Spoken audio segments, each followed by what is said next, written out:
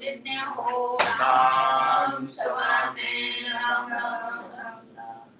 शरणों सतगुरु दयाल को मुखे हृदय हरि नाम नित पद संगत साधु की आजीवन मोक्ष सुख राम हरे पद प्रकाश के दायक सतगुरु राम अनंत कोटि जन सहाय के ताय करूं प्रणाम सतगुरु को एको सबद मन कोई लेवे मान तो सहज होते हैं संत दास मुश्किल सुआसान भक्ति भक्त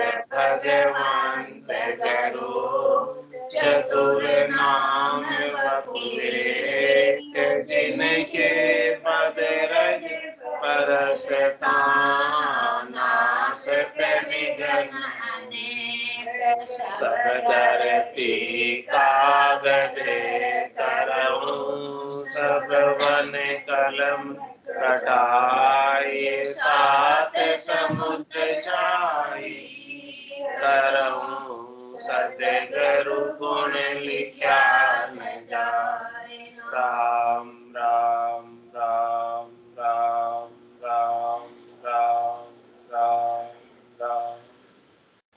आप सभी के अंदर विराजमान परमात्मा के पावन चरणों में राम राम। आनंद श्री सतगुरु सुखराम जी महाराज के अंदर हरजस पद रात सोरठ 30 आरंभ हुआ। महाराज फरमाए अवधू बिन कल बालक पाया वो अवधू बिन कल बालक पाया ता संग कर्म मिटाया वो अवधू बिन कल बालक पाया वो अवधू बिन कल बालक पाया मात पिता बहन नहीं भैया जात पात नहीं जाया मात पिता बहन नहीं भैया जात पात नहीं जाया सुन शिखर में बालक खेले रूप रंग नहीं काया सुन शिखर में बालक खेले रूप रंग नहीं काया वो अवधू बिन कल बालक पाया वो अवधू बिन कल बालक पाया हंसता नहीं कहे कछु नाही ना मुझे को बोलाया हंसता नहीं कहे कुछ नाही ना मुझे को बोलाया हाँ संग मगन भया मन मेरा जगत जे शरणे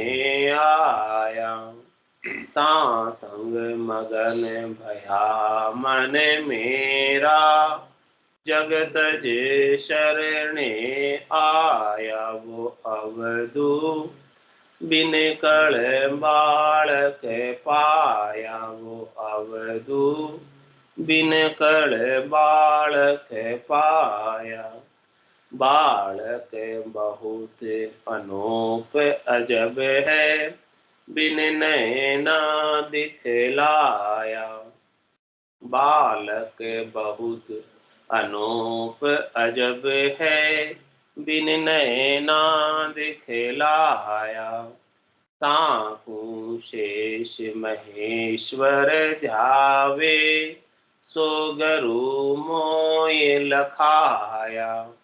ताकू शेष महेश्वर ध्यावे, सो गरु मोय लखाया। वो अवधू बिन कड़ बालक पाया। वो अवधू बिन कड़ बालक पाया। बालक मिल्या महर शिर कीनी, मोको कंठ लगाया। बालक मिल्या महर शिर कीनी, मोको कंठ लगाया। जन सुखे राम कट्या अब बंधन, जहाँ जाका चल आया। जन सुखे राम कट्या भव बंधन, जाका जहाँ चल आया। वो अवधू बिन कड़ बालक पाया। वो अवधू बिन कड़ बालक पाया। ता संग कर्म मिटाया। वो अवधू बिन कड़ बालक पाया। महाराज अवधू से कह रहे हैं, मन से कह रहे हैं कि हे अवधू, हमने बिना ही कड़ा के बालक को प्राप्त किया। इस बालक को प्राप्त करने के लिए कोई कड़ा नहीं चाहिए, कोई होशियारी नहीं चाहिए, कोई चातुर्य नहीं चाहिए, कोई पढ़ा लिखा नहीं चाहिए, कोई बहुत बड़ा विद्वान नहीं चाहिए, कोई ज्ञानी नहीं चाहिए, कोई शास्त्रों का मर्मज्ञ नहीं चाहिए। ये तो बालक गेबव प्राप्त हो जाए, ऑटोमेटिक प्राप्त हो जाए, स्वतः ही प्राप्त हो जाए। कह सुखराम देहि केता, करो सकल विद कारण। मोक्ष काज विद एक नहीं चाहिए, सदगुरु शरण प्रीत का। कह रहे सारी चातुर्य, होशियारी, समझदारी ये सब देह के लिए चाहिए, मोक्ष प्राप्ति के लिए नहीं चाहिए। मोक्ष प्राप्ति के लिए तो ये बालक मिलना चाहिए। और बालक कब मिलेगा? सदगुरु के ज्ञान की शरण प्रीत करके लगा लोगे तो ये बालक प्राप्त हो जाएगा। और ये बालक मिल गया तो ये बालक में आपकी करनी नहीं, आपकी क्रिया। क्या करनी मुर्दे की पड़ी संजीवनी। अब जो मुर्दा जीवे नहीं तो बिड़क जड़ी का जाए। मुर्दा होता है, कुदरतन हवा चलती है और संजीवनी जड़ी आकर उसके मुख में गिरता है। अब वो जड़ी का बिड़क है, मुर्दे की क्या करनी। वो जो कुदरतन हवा चली और आ गया, संजीवनी जड़ी आ गई और उसके मुख में गिर गई। अब मुर्दा जिंदा नहीं होता है तो किसका बिड़क जाएगा? जड़ी का। तो जड़ी का बिड़क कोई जिंदा कर। इसी प्रकार की ये कुदरत कला का, नेचर का, निज नाम का, सतनाम का बिड़क है कि हमेशा हमेशा के लिए अमर कर देती और सब कर्मों को काट देती। और इसे प्राप्त करने के लिए बाहर का कोई प्रयास नहीं चाहिए, बाहर का कोई उपाय नहीं चाहिए। और जिसको एक बार प्राप्त हो गया तो सब कुछ काम यही करता है। ताड़ा ताक शब्द ही खोले, निरंकार धुन आगो को। कह सुखराम शब्द की महिमा, कहता बनिए न काई। साधन ध्यान बिना सुन सिमरन, लिया अमर गति। ऐसा ये अद्भुत विलक्षण बालक कि अवधु बिन कड़ बालक पाया और तासंग कर्म मिटाए। कर्म कितने हैं? 3 ताज का कर्म हमारा संचित पूर्ण विदित 3 प्रकार के कर्म बताए। तीन प्रकार के कर्म हो गए। तो क्रियमान कर्म जो अभी रोज करते हैं, दूसरे प्रारब्ध कर्म जो अपने को इस शरीर के अंदर इस जन्म में भोगने के लिए मिले, और तीसरे हो गए संचित कर्म जो अनंत जन्मों के संचित, अनंत जन्मों के क्रियमान कर्म संचित कर्मों के रूप में इकट्ठे होते जाते हैं। कर्मों की गठरी भारी भारी भारी होती जाती है, और उन कर्मों में भी दो प्रकार के कर्म होते हैं, पाप कर्म और पुण्य कर्म। और पाप कर्म उत्पन्न होते हैं स्वार्थ पूर्ति से, शरीर संसार के सुखों में लगने से। पुण्य कर्म उत्पन्न होते हैं उपकार का अच्छा कार्य करने से। और यही संग चलता है, पाप और पुण्य संग दुई चाले, और न चाले लारो, हारो रे कोई हारो, संसार कर्म सुहारो। तो ये कर्म आज से संग नहीं चल रहा, अनंत जन्मों से कर्म संग ही चल रहा इस जीवन। नदी में रेत के कणों की गिनती मुमकिन संभव है, लेकिन इस जीवात्मा ने कितने जन्म धरे, कितने शरीर धरे, और इन जन्म धर के शरीर धर के अपनी क्षुधा पूर्ति के लिए कितने कर्म किए नहीं पता। वो सारे कर्म इसके संग है, आज भी संग है। तो कह रहे हैं महाराज कि क्रियमान कर्म में नहीं करूंगा, चलो बैठ जाऊंगा एक जगह, उठकर भी नहीं जाऊंगा, घर से बाहर भी नहीं जाऊंगा, कुछ भी नहीं करूंगा, इस प्रकार से नए क्रियमान कर्म नहीं बांधूंगा। और जो प्रारब्ध कर्म मुझे इस जन्म में भोगने के लिए मिल गए हैं, उसको जैसे तैसे करके सुख दुख सहन करके जैसे राम जी रखेंगे रह लूँ और भोग लूंगा। ठीक है, ये दोनों तो कर लोगे तुम, लेकिन तीसरे जो संचित कर्म है, 900 मण अनाज है, 90% जो कर्म है संचित, जो सबसे मोटा भाग है, उन संचित कर्मों को कैसे काटोगे? उनको काटने का क्या उपाय, क्या तरीका, क्या विधि, क्या फिर, क्या काट भी पाएंगे या काट भी नहीं पाएंगे, या ऐसे ही कर्मों की गागर में बार बार सुखी सुखी होते रहेंगे, भोगते रहेंगे, यही काम यही क्रम चलता भी रहेगा, क्या कभी रुकेगा भी या नहीं? इसलिए महाराज कह रहे हैं कि तीन ताज का कर्म हमारा संचित गुण विधि खो, संचित कर्मों को खोने का उपाय क्या है?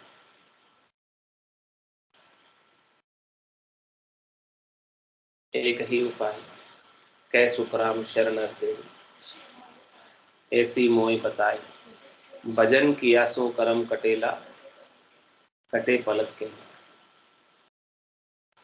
पांसंग कर्म मिटाए, किसके संग कर्म मिटेंगे? उस बालक के संग, निज नाम के संग, कुदरत कला के संग, नेचर के संग ही संचित कर्म मिटेंगे। जब सुल्तान दुनियात्मक शब्द को सुनने में लगेगी, तब जाके संचित कर्मों का खात्मा हो। ये जो निज नाम है, सतनाम है, कुदरत कला नेचर है, जो इसके माध्यम से भजन की रीत बनती है, वो ब्रह्म की अग्नि है। इस ब्रह्म की अग्नि में सब कुछ स्वभाव है, सब जलकर राख होती है। अब चाहे वो पाप कर्म हो और चाहे पुण्य कर्म। अब आप बोले कि पुण्य कर्म क्यों जला दिए? पाप कर्म जलाए वहां तक तो ठीक है, पुण्य तो मत जलाते, पुण्य तो बाकी रख लेते। लेकिन आग ये नहीं देखती है कि कौन सी वस्तु अच्छी है जिसे बचा लूं, और कौन सी वस्तु खराब है जिसे जला दो। वो तो जहाँ आग लग गई वहाँ अच्छी और बुरी सब प्रकार की वस्तुएं हैं, वो सब स्वाहा हो गई। तो इसका स्वभाव आग के जैसा, अग्नि के जैसा, ब्रह्म की अग्नि है, इसमें सब कर्म जलकर स्वाहा हो जाते हैं। और कहते हैं कि यदि पुण्यकर्म बच भी गए तो उनको भोगने के लिए तो फिर से शरीर तो धरना ही पड़ेगा, गर्भ में तो आना ही पड़ेगा।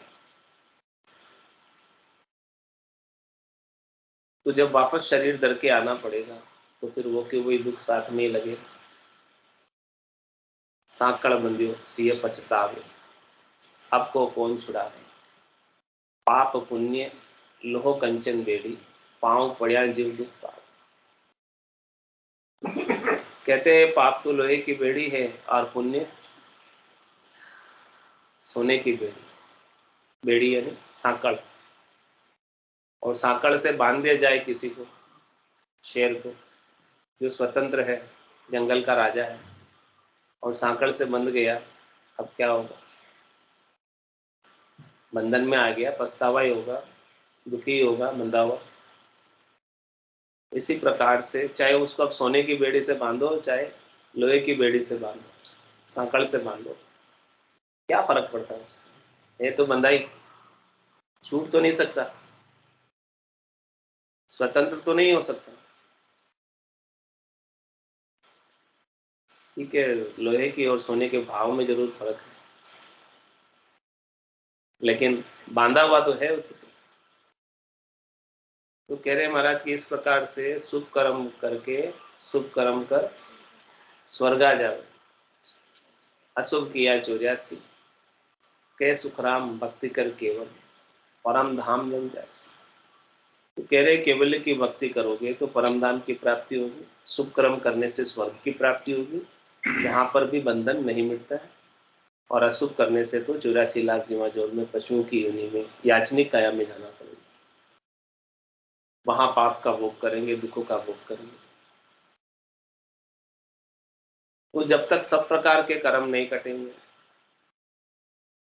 पाप और पुण्य जब तक नहीं कटेंगे तब तक तो जन्म धरना, और जन्म धरे जहां था धोखा, साचा नहीं कोई सच्चा नहीं जब तक जन्म धरना, धोखा ही बना रहता है। तो कर्मों को काटने का एक ही उपाय है, निज नाम सतनाम कुदरत कला नेंच, ये प्राप्त हो गया तो अवधु बिनकर बालक पाया। हमको कर्मों को काटने का बालक, दुधारी तलवार, खांडा नेंच रूपी बिना ही कड़ा के मिल गई। इसमें हमारी कोई कड़ा नहीं है, हमारी कोई होशियारी नहीं है, हमारा कोई करनी नहीं है, हमारी कोई क्रिया नहीं है, हमारा कोई कर्तव्य नहीं है। हमारी करनी से प्राप्त होता, हमारी क्रिया से प्राप्त होता तो हमें हमारे करने का अभिमान हो जाता,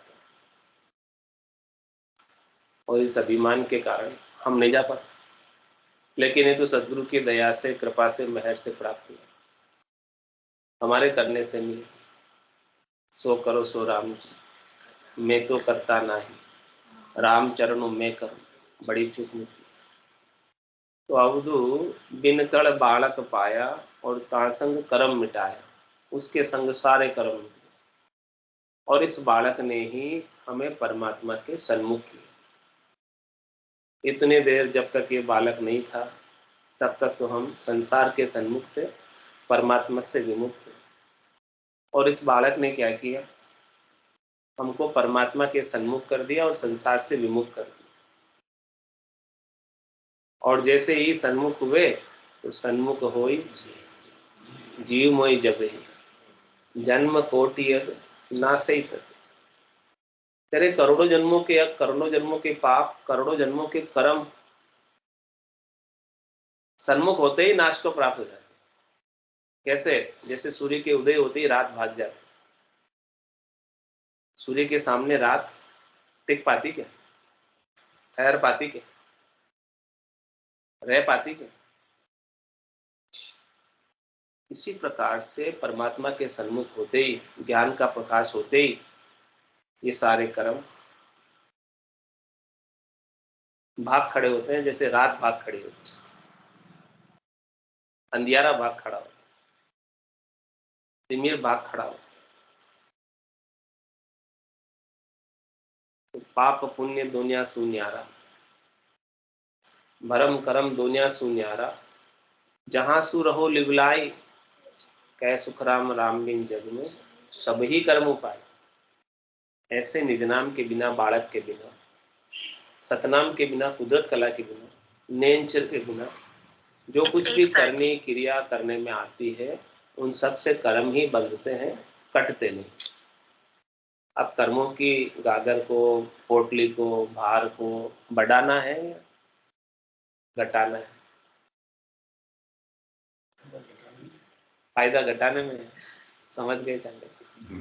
फायदा घटाने में है, बढ़ाने में नहीं है। तो घटाने का तो एक ही उपाय है कि अवधु बिनकड़ बालक पाया, तासंग कर्म मिटा। इसी के संग कर्म मिट सकते हैं।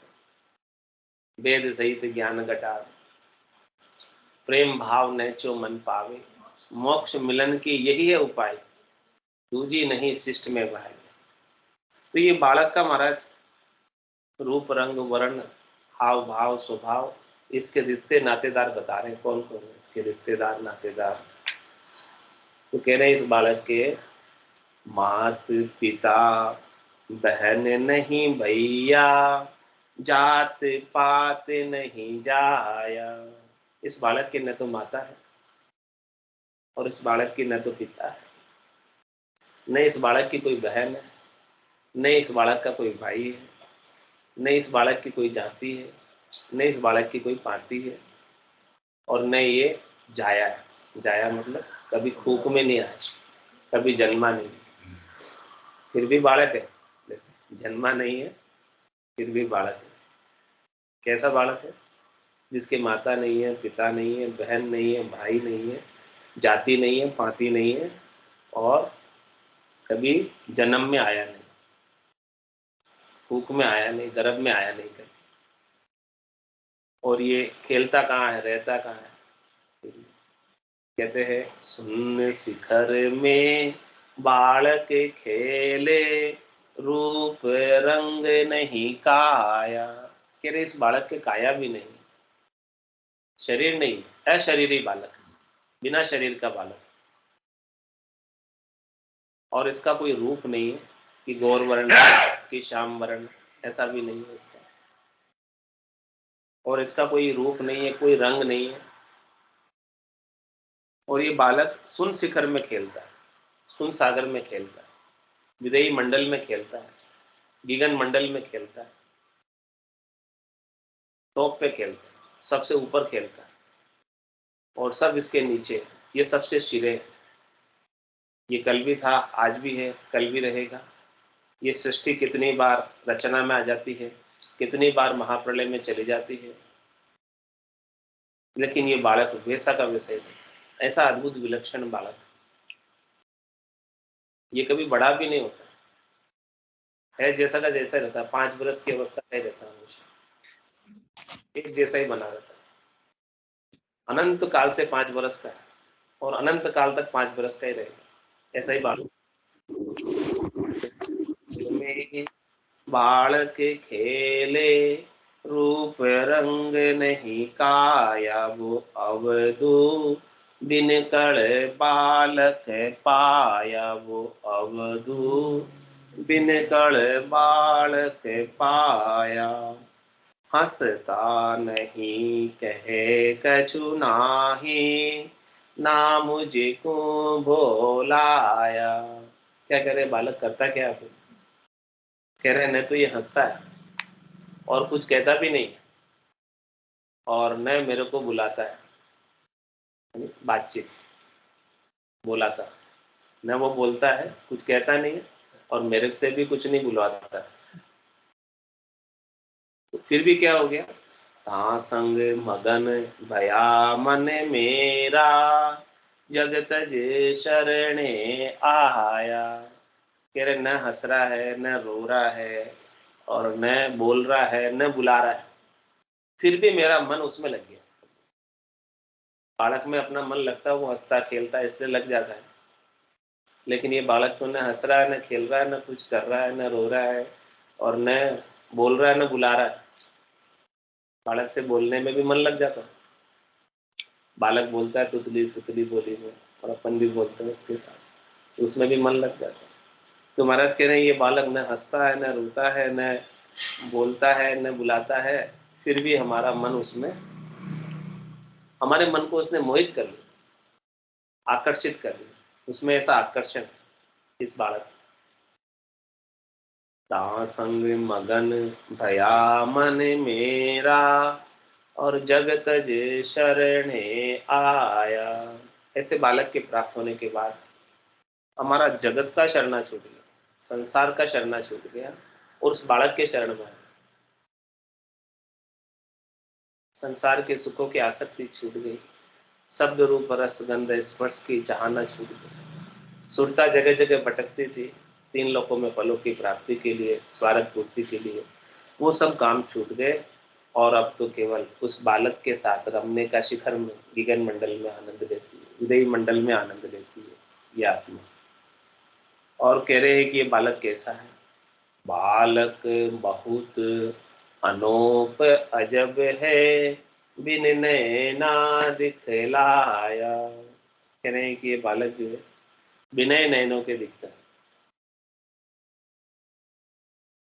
इनको देखने के लिए इन आंखों की आवश्यकता है। इस बालक के दर्शन इन आंखों से नहीं होते। अंधे भी देख सकते हैं। हाँ, अंधे भी देख सकते हैं और बहरे भी सुन सकते हैं। इस बालक की आवाज को बहरे भी सुन सकते हैं और अंधे भी देख सकते हैं। तो बालक बहुत अनोप अजब है, ऐसा अनुपम है, ऐसा अजब बालक है। अनुपम यानी ओनली वन है, ये एक ही है, उसके जैसा दूसरा नहीं है कोई। अजब गजब का है। और इनको देखने के लिए चरम चक्षुओं की आवश्यकता नहीं है। इनको देखने के लिए तो सदगुरु की कृपा दया मेहर चाहिए, जिससे दिव्य चक्षु खुल जाए, ज्ञान चक्षु खुल जाए, दिव्य नयन माया का खुलिया, ब्रह्म खंडित सूझे, कैसे ब्रह्म का तो कह रहे महाराज के ऐसे बालक को देखने के लिए सदगुरु की कृपा चाहिए, जिससे दिव्य नयन खुल जाए। आपू शेष महेश्वर ध्यावे, सो गुरु मोय लखाया। क्या करें? ऐसे बालक का ध्यान, ऐसे बालक को शेष जी भगवान और महेश भगवान, वो भी ऐसे बालक का ध्यान लगा। शिव जी निज दिन राम उचारे, राम बिना सब राम बिना दूजो नहीं धारी, पार्वती को राम सुनायो, राम बिना सब झूठ बतायो, सो ही राम सुनियो सुख देवा, गर्भवास में लागे। भगवान शंकर पुकार रहे हैं। शेष जी महाराज अपने 1000 मुखों से 2000 जिह्वा से सतत रूप से पुकार, नाम का सुमरण कर। तो ताकू शेष महेश्वर ध्यावे, सो गुरु मोय लखाया। तो सदगुरु ने हमें ऐसे बालक की जानकारी दी, ऐसे बालक का भेद दिया, ऐसे बालक की समझ कराई, घट के भीतर घटपड़चों का अनुभव कराया, उनके आनंद के चैन बताए कि कैसा आनंद इसका प्राप्त होता है। खंड पिंड ब्रह्मांड में शोधना करवाई। और आगे कह रहे महाराज, बालक मिल्या महर शिर कीनी, मोको कंठ लगाया। कह रहे कि बालक जैसे मिला हमें, हमारे ऊपर मेहर कर, कृपा कर। क्या कृपा की? इस आत्म सुंदरी को कंठ लगा दिया, यानी अरस परस हो गए, मिलन हो गया, एकाकार हो गए। और बालक ने कंठ लगाया, निज नाम ने कंठ लगाया इस आत्म सुंदरी को, तो इसका क्या लाभ हुआ, क्या फायदा हुआ? ये बालक कहाँ से आया था? अगम देश से। तो इस आत्म सुंदरी को कंठ लगाकर अगम देश लेकर गया। और जब अगम देश लेके गया तो ये भवसागर के जितने भी बंधन थे, अध के, बेहद के, माया के, ब्रह्म के, वो सब बंधन कट गए। जन सुखी राम कट्या भव बंधन, भवसागर के बंधन कट गए, भवसागर की आसक्ति कट गई, भवसागर का जो मोह था वो कट गया। चाहना, इच्छा, वासना, आशा, तृष्णा, मनोरथ, मनोकामना, संकल्प, विकल्प सब कट गए। वो काटने वाला यही सुखराम काट फंद जीव, तारे हंस 52 गादी ऊपरे पुरुष फिरे कौन। वो सुख को सागर प्रेस को, ये सुख का सागर है, फरिश्ता है। आवे पूरब ले ले, आवे पूरब ले लेक जना को ले ले जा, बड़ो पुरुष तब तेज बाट अटकन नहीं पावे। सुखराम काट फंद जीव, तारे हंस अनेक, 52 गादी ऊपरे पुरुष फिरे कौन। बालक मिल्या महर शिर कीनी, मोको कंठ लगाया, जन सुखे राम कट्या भव बंधन। ये बंधनों को काटने वाला यही, ये नहीं आवे तो बंधनों को कौन काटे, कोई काट नहीं सकता। ये जीवात्मा इन बंधनों में ही पड़ी रहती, त्रिलोकी में ही पड़ी रहती, त्रिगुणात्मक माया में ही पड़ी रहती, और यही दुखी और सुखी होती है। जन सुखे राम कट्या भव बंधन, जहां का जहां चल आया। कह रहे जा बिछड़ा जा ही सुन। और बिछड़े हुए कितना समय हो, अनंत जन्म को बिछड़े हो जीव, कोई यार पीवसु मेला करे। अनंत जन्म हो गए इसको बिछड़े हुए, परमात्मा से न्यारा हुआ, अलग हुआ, और संसार के अंदर ही दुखी सुखी हो रहा। तो ऐसा बालक जब मिल जाता है, वही परमात्मा में मिलाता है। उसके बिना तो ये आत्मा इधर ही 84 में ही भटकती रहती, पांचों वास सदा हो जाती, यूं भवता जुट जाती। इस संसार में पांचों वासनाओं को लेकर भवती फिरती, जाती रहती, आती रहती है, जन्म और मरण, कभी छूट नहीं पाती। तो अवधू बिन कल बालक पाया, वो अवधू बिन कल बालक पाया, ता संग कर्म मिटाया, वो अवधू बिन कल बालक पाया। बोलो राम सतगुरु देव जी महाराज, धन्य हो धन्य हो। परम दयाल सतगुरु सुखराम जी महाराज ने धन्य हो। अनंत श्री सतगुरु सुखराम जी महाराज के ज्ञान स्वरूप भगवान ने धन्य हो। केवली भगवंता ने धन्य हो धन्य हो। जीवा तारण जहाज ने धन्य हो धन्य हो। मोक्ष के मालिका ने धन्य हो धन्य हो। अनंत कोटि संतान ने धन्य हो। राम सभा में राम राम राम राम राम सा सब संतान है, सत्संग ने राम राम राम राम राम राम।